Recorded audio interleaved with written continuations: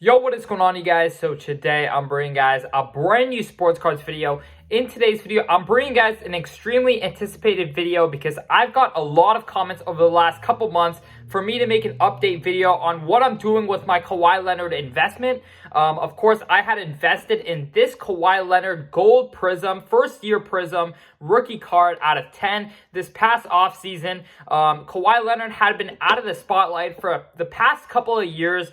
He'd been dealing with his ACL injury, and so I thought it was an incredible buying opportunity for Kawhi Leonard and that he would return back and healthy and his card prices would bounce back, because when he is healthy, he's looking like a top 5 player in the league. He still is, right? And so there's a lot of, I would say opportunity when you can find a player when attention is away from them and when attention is back on them, when they're back to being a top 5 player in the league, when they come back from their injury. There's a lot of opportunity because there's more demand on their cards at that time and prices go up usually. There are a couple of mishaps, I will say, with my investment. Overall, I'm just going to go through what I'm personally planning on doing, what my personal sentiment is right now. I know a lot of people have been flooding my DMs, my comment section with, just comments about my investment.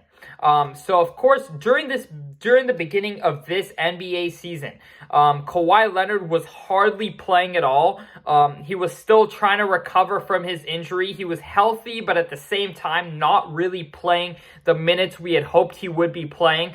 Now, as the course of the season, went down, he continued to up his minutes, and we're currently at a point where over the last 15 games, Kawhi is averaging 28 points per game, and the Clippers are on pace to win 55 games if you count just the games that Kawhi Leonard has played. So their win percentage when Kawhi Leonard's on the court is on pace to win 55 games in a season. So essentially, when Kawhi is healthy, the Clippers are looking like one of the best teams in the Western Conference. Now, Kawhi Leonard has slowly taken it easy throughout the season. The Clippers currently sit at the 4th seed in the Western Conference, despite Kawhi missing literally half or more of the games that the Clippers have played this season. So it has been a really bumpy ride with this investment thus far. It wasn't exactly how I envisioned. A lot of the times, for example, when KD returned from his injury, he was able to ramp it up a lot faster than Kawhi Leonard was.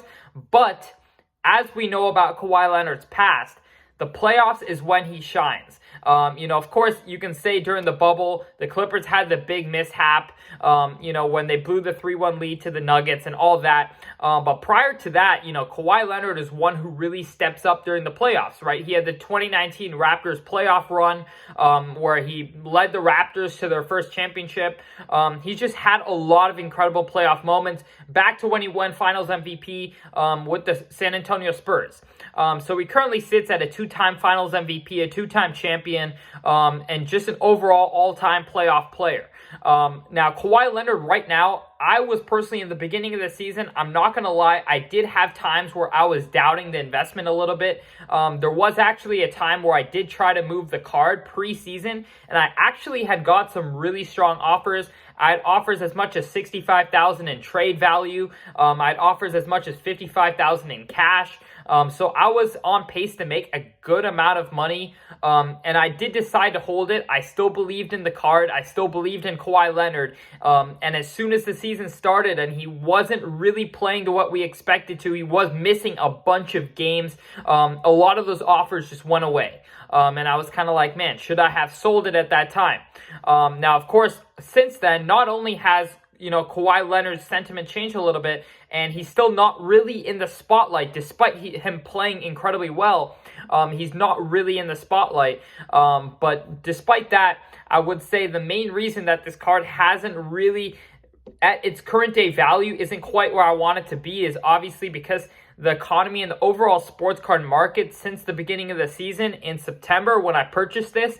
Of course, the season started in October, but I purchased this card in September. And since then, the market overall has come down around 30 to 40% for basketball cards. Now, this last month, I believe in January, is when we saw basketball cards have its first positive month since September. So a lot of things are starting to head the right direction in terms of this investment. Kawhi Leonard is playing incredibly. I think it's only a matter of time before attention comes back to him. Kawhi Leonard's not a player who's going to put up 45, 50 points in a game. Not a player who's going to be extremely flashy for highlights. But when it comes playoff time, I do believe that the Clippers are still a very strong contender in the Western Conference. And I think, as they stand, could definitely have a chance in the West. I know a lot of people are going to be saying I'm speaking from a biased perspective, and I totally understand that. It's just a perspective and my personal opinion, which is why I believed in Kawhi in the first place to invest in him, is because I believe that during the playoffs, he is one of the best players in the league. I believe playoff Kawhi is a top 3 player just because of how great he is on defense as well as his lethal offense.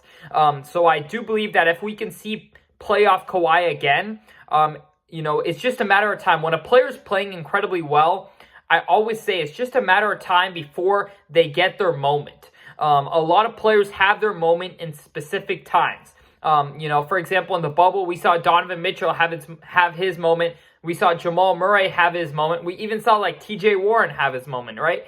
So it's just different times. People are focused on different players. In the beginning of the season this year, we saw everyone focus on Lauri Markkanen. We're seeing right now everyone focusing on Mac McClung for winning the dunk contest. It's just when the NBA puts a lot of attention onto one player, that's when we see their prices increase. And I do believe it is still a very good strategy to buy into cards when the hype is low, when the demand is low. And when the demand comes back, when the hype comes back, prices can go up. So I am personally planning on holding this Kawhi Leonard into the playoffs, potentially into next season.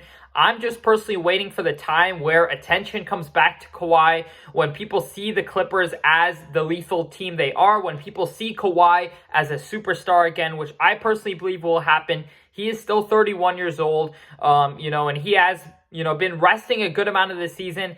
And, in this second half of this, season thus far, so I would say, the second quarter of the season, in terms of the whole season, he has been putting up extremely good numbers, and the Clippers have been winning a lot of games. When he's playing, they're literally winning 80 to 90% of their games, and they're taking down big teams. So it's definitely, a lot of hope given my way compared to the beginning of the season when Kawhi was hardly playing at all. So I think it's personally just a matter of time until he is in, the spotlight again. The playoffs is usually the best time when players like this can get in the spotlight and go, back to superstar, sentiment in terms of, the NBA fan base and the overall, media. I would say, I would personally say if there's one thing I want you guys to take out of this as an investment, whether it turns out to be an amazing investment, whether it turns out to flop, what I want you guys to take away from this is that the media is an incredibly important part of investing in players, right? The media oftentimes nowadays, especially with a lot of people's attention spans not being where they were before, with social media and everything, I believe that a lot of people follow the NBA more through social media than they do from watching games around the league. At the end of the day, how many games around the league can you really watch? So I think social media is a big, I would say, way on how people learn about players, how people are able to judge players. And I would say, investing in guys who are fun to watch, guys who, get a lot of hype around them when they have great, plays, when they're playing great, there's a lot of highlights on them.